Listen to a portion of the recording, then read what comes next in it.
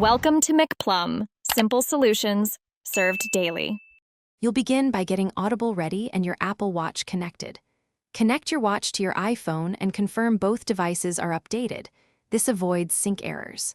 Open Audible on your iPhone and sign in, then pair the watch if needed. Next, authorize downloads in the Watch app and allow cellular or Wi-Fi access for the watch.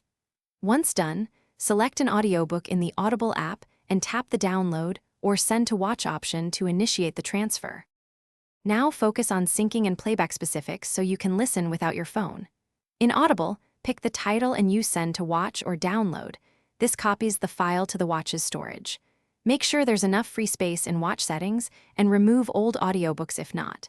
Then pair Bluetooth headphones straight to the watch from settings right arrow Bluetooth so the watch can play standalone.